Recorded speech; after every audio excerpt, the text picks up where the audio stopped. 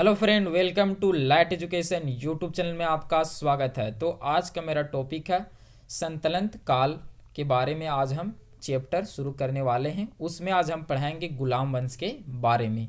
तो अगर आप चैनल को सब्सक्राइब नहीं किए जाकर चैनल को सब्सक्राइब कर लीजिएगा, लाइक कीजिएगा और शेयर कीजिएगा।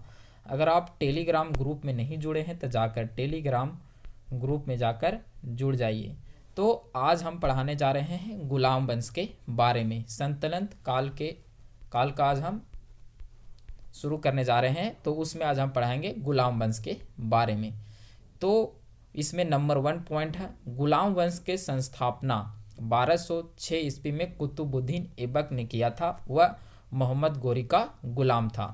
तो गुलाम वंश का स्थापना कब हुआ था? 1206 ईस्वी में। किसने किया था? कुतुबुद्दीन ऐबक ने किया था। कुतुबुद्दीन ऐबक मोहम्मद गोरी का गुलाम था। हम मोहम्मद गोरी के बारे में पिछले क्लास में पढ़ा चुके हैं। अगला पॉइंट है इसमें नोट में, गुलामों को फारसी में बदंगो कहा जाता है।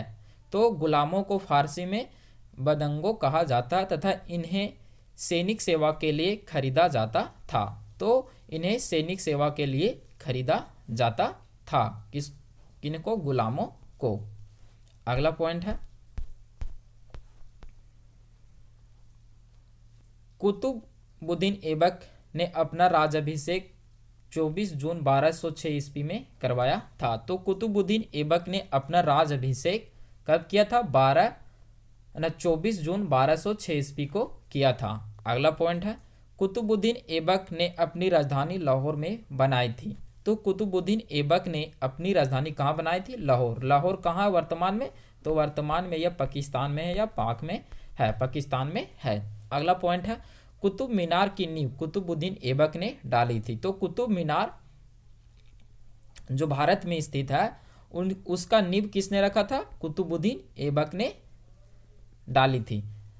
अगला पॉइंट है, इल्तुतमिश द्वारा किए गए महत्वपूर्ण कार्य। तो इल्तुतमिश जो कुतुबुद्दीन ऐबक का गुलाम था और दामाद भी था। तो इल्तुतमिश के द्वारा किए गए महत्वपूर्ण कार्य, पहला इसने किया था कुतुब मीनार के निर्माण में पूर्ण करवाया। तो कुतुब मीनार के निर्माण को पूर्ण करवाया किसने? इल्तुतमिश ने किया था। दूसरा पॉइंट है, सबसे पहले शुद्ध अरबी सिक्के जारी, चांदी का टका एवं तांबा का जितल। तो सबसे पहले शुद्ध अरबी सिक्के इल्तुतमिश ने ही जारी किया था।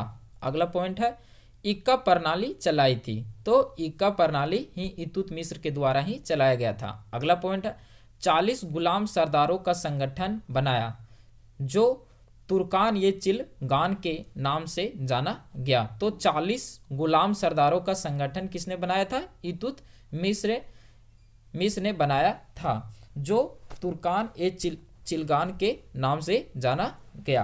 अगला पॉइंट है, पंचमा इसमें है, सर्वप्रथम दिल्ली के अमीरों का दमन किया। तो सर्वप्रथम दिल्ली के अमीरों का दमन किसने किया था? इल्तुतमिश ने किया था।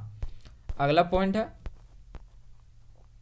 दिल्ली का कुवैत उल इस्लाम मस्जिद एवं अजमेर का 2.5 दिन का झोपड़ा नामक मस्जिद का निर्माण कुतुबुद्दीन ऐबक ने करवाया था। तो दिल्ली में कुवैत उल इस्लाम मस्जिद का निर्माण एवं अजमेर में 2.5 दिन का झोपड़ा नामक मस्जिद का निर्माण कुतुबुद्दीन ऐबक ने करवाया था। अगला पॉइंट है, कुतुबुद्दीन ऐबक को लाख बख्शी, लाखों का दान देने वाला भी कहा जाता है। तो कुतुबुद्दीन ऐबक को लाख बख्शी, लाखों का दान देने वाला भी कहा जाता है। अगला पॉइंट है, प्राचीन नालंदा विश्वविद्यालय को ध्वस्त करने वाला ऐबक का सहायक सेना नायक बख्तियार खिलजी था। तो प्राचीन नालंदा विश्वविद्यालय जिसका संस्थापक कौन था? कुमारगुप्त जिसके संस्थापक थे। को ध्वस्त करने में ऐबक कुतुबुद्दीन ऐबक का सहायक सेना नायक कौन था? बख्तियार खिलजी था।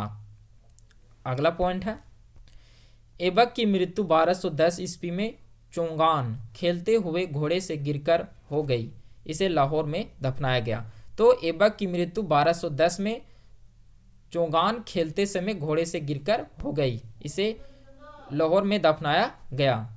अगला पॉइंट है ऐबक का उत्तराधिकारी आराम शाह हुआ, जिसे सिर्फ 8 महीनों तक शासन किया। तो ऐबक का उत्तराधिकारी कौन हुआ? आराम शाह हुआ, जिसने सिर्फ 8 महीने तक शासन किया।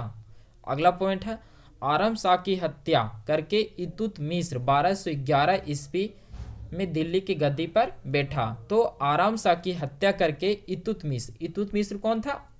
तो कुतुबुद्दीन ऐबक का गुलाम भी था और दामाद भी था। तो इल्तुतमिश 1211 ईस्वी में दिल्ली की गद्दी पर बैठा। अगला पॉइंट है इल्तुतमिश तुर्किस्तान का इलबरी तुर्क था। तो इल्तुतमिश तुर्किस्तान का इलबरी तुर्क था, जो ऐबक का गुलाम एवं दामाद था। तो इल्तुतमिश तुर्किस्तान का इलबरी तुर्क था, जो गुलाम और दामाद भी था ऐबक का, कुतुबुद्दीन ऐबक का। अगला पॉइंट है ऐबक की मृत्यु के समय वह बद-आयु का गवर्नर था। तो ऐबक की मृत्यु के समय वह बद-आयु का गवर्नर था। कौन? तो इल्तुतमिश बद-आयु का गवर्नर था।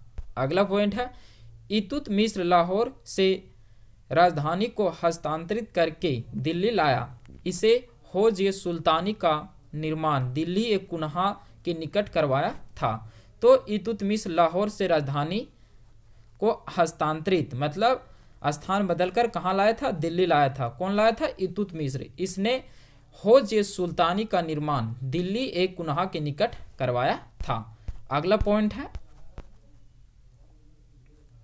इल्तुतमिश पहला शासक था जिसने 1229 ईस्वी में बगदाद के खलीफा से सुल्तान पद की वैधानिक स्वीकृति प्राप्त की। तो इल्तुतमिश पहला ऐसा शासक था जिसने 1229 ईस्वी में बगदाद कहाँ पर है? इराक की राजधानी है बगदाद।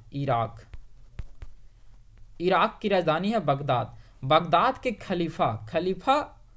खलीफा होता है मुस्लिमों का एक बहुत बड़ा धर्म गुरु, जो अल्लाह का मैसेंजर होता है, मतलब अल्लाह का संदेश लोगों में देता है, उसी को खलीफा कहते हैं। तो खलीफा से सुल्तान पद की वैधानिक स्वीकृति प्राप्त की थी इल्तुतमिश ने 1229 ईस्वी में। अगला पॉइंट है इल्तुतमिश की मृत्यु अप्रैल 1236 ईस्वी को हो गई। तो इल्तुतमिश की मृत्यु अप्रैल 1236 ईस्वी को हो गई। अगला पॉइंट है चंगेज खान से बचने के लिए ख्वारिज़म के शासक जलालुद्दीन को इल्तुतमिश ने अपने यहाँ शरण नहीं दी थी। अगला पॉइंट है इल्तुतमिश के बाद उसका पुत्र रुकुद्दीन फिरोज गद्दी पर बैठा। वह एक अयोग्य शासक था। इसके अल्पकालीन शासन पर उसकी मां शाह तुर्कान छाई रही। तो इल्तुतमिश के बाद रुकुद्दीन फिरोज गद्दी पर बैठा। वह एक अयोग्य शासक था, मतलब वह शासन संभाल नहीं सकता था। इसके अल्पकालीन शासन पर इसकी माता मतलब मां शाह तुर्कान ने छाई, मतलब शाह तुर्कान ही शासन कर रही थी। अगला पॉइंट है अब थोड़ा सा हम यहाँ पर मंगोल के बारे में पढ़ लेते हैं। तो मंगोल चीन के उत्तर में गोबी के रेगिस्तान के निवासी थे। तो गोबी रेगिस्तान के निवासी। तो गोबी रेगिस्तान कहाँ पर है? मंगोलिया देश और चीन के बीच में है गोबी रेगिस्तान। तो वहाँ के निवासी थे मंगोल। वह एक घुमंतु फिरने वाले अर्ध सभ्यता जाति थे। तो मंगोल एक घुमंतु और अर्ध सभ्यता जाति थे तथा उनका पेशा घोड़े और अन्य पशुओं का पालन करना था। तो उनका मुख्य पेशा क्या था? घोड़े और अन्य पशुओं का पालन करना था। वे बहुत गंदे, मतलब वह गंदे रहते थे तथा वे सभी प्रकार के मांस खाते थे। उनमें स्त्री विषमक नैतिकता का सार्थक अभाव था। तो उसमें स्त्री विषम अनैतिकता का स्वतः अभाव था। अध्यापित माता का सम्मान करते थे, मतलब माता का सम्मान वह करते थे। वे कबीलों में बटे थे। उन्हीं कबीलों में एक में 1163 ईस्वी में तेमुचिन उर्फ चंगेज खान का जन्म हुआ, जिसे महान चंगेज द ग्रेट या श्रापित चंगेज के नाम से पुकारा गया। तो चंगेज खान का जन्म कब हुआ? 1163 ईस्वी में चंगेज खान का जन्म हुआ, जिसे महान चंगेज ऑफ द ग्रेट यह श्रापित नाम देकर पुकारा गया। इसका पिता येसुगाई का बहादुर था। तो इसका पिता का नाम क्या था? येसुगाई बहादुर था इसका पिता का नाम। अगला पॉइंट है, शाह तुर्कान के अवक्षित प्रभाव से परेशान होकर तुर्क अमीरों ने रुकुद्दीन को हटाकर रजिया को सिंहासन पर आसीन किया। तो शाह तुर्कान ने अवक्षित प्रभाव से परेशान होकर तुर्की अमीरों ने रुकुद्दीन को हटाकर रजिया को सिंहासन पर आसीन किया। तो तुर्क अमीरों रुकुद्दीन शाह तुर्कान से परेशान होकर तुर्क अमीरों ने रुकुद्दीन को हटाकर रजिया को सिंहासन पर आसीन किया। इसी प्रकार रजिया बेगम प्रथम मुस्लिम महिला थी जिसने शासन की बागडोर संभाली। तो रजिया बेगम प्रथम महिला मुस्लिम थी जिसने दिल्ली की गद्दी पर प्रथम मुस्लिम महिला का शासन अपने हाथ में लिया। मतलब भारत की प्रथम मुस्लिम महिला अगर सुल्तान के पद पर बैठी तो प्रथम रजिया बेगम ही थी। अगला पॉइंट है, रजिया ने पर्दा प्रथा का त्याग कर तथा पुरुषों की तरह योगा, काबा तथा कुल्हा टोपी पहनकर राज दरबार में खुले मुंह से जाने लगी।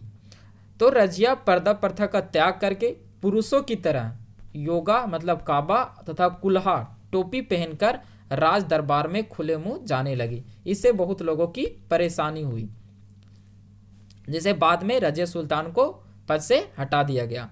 अगला पॉइंट है, रजिया ने मलिक जमालुद्दीन आकुत को अमीर ये आखुर घोड़े का सरदार नियुक्त किया। तो रजिया ने मलिक जमालुद्दीन आकू को अमीर ये आखुर घोड़े का सरदार नियुक्त किया। इसी से परेशान होकर तुर्क अमीरों ने विरोध किया था रजिया को। तो यहाँ पर है अगला पॉइंट, गैर तुर्कों को समान बनाने के रजिया के प्रयासों से तुर्क अमीरों विरोध हो गई और उसे बंदी बनाकर दिल्ली की गद्दी पर मुइजुद्दीन बारम शाह को बैठाया दिया।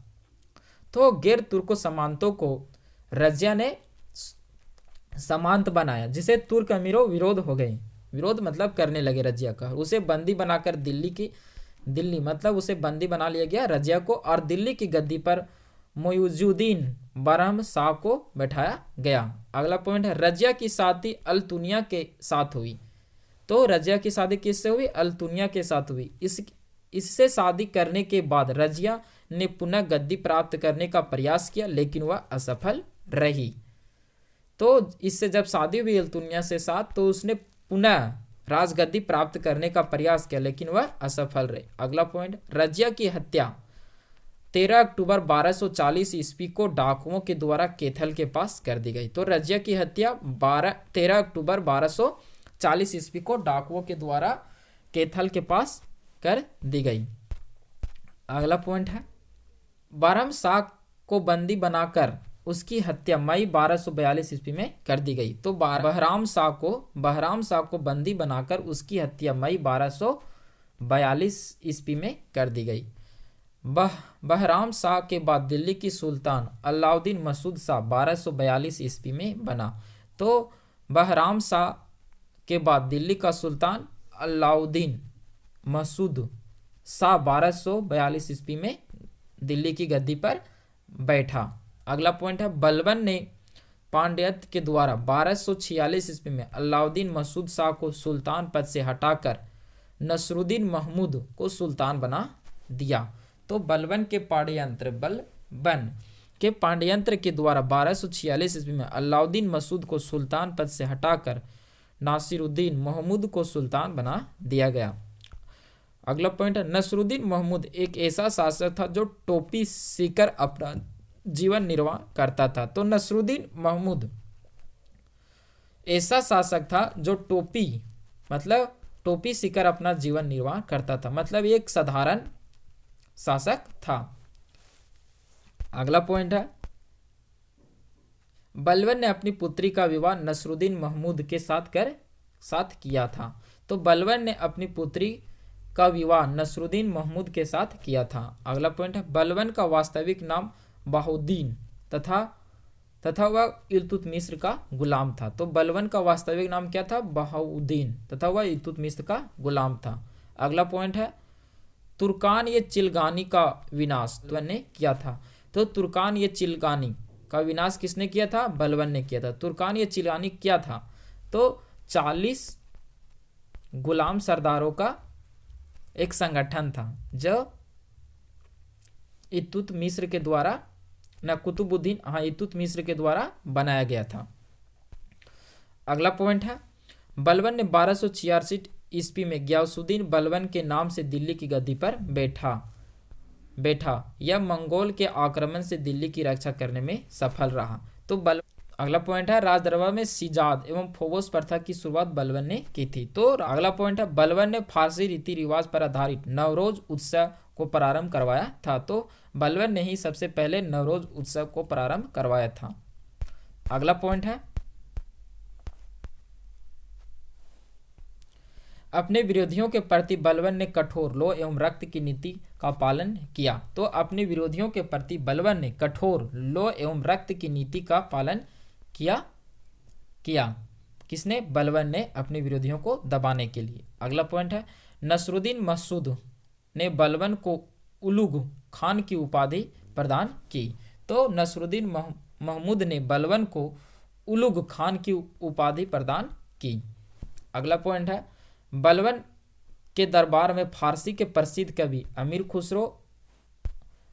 खुसरो और अमीर हसन रहते थे। तो बलबन के दरबार में फारसी प्रसिद्ध कवि अमीर खुसरो और अमीर हसन रहते थे। तो आज का क्लास हम यहीं पर समाप्त करते हैं। हम नए क्लास में नए जोश, नए उमंग और नए लक्ष्य प्राप्ति के साथ और नए टॉपिक के साथ फिर मिलेंगे।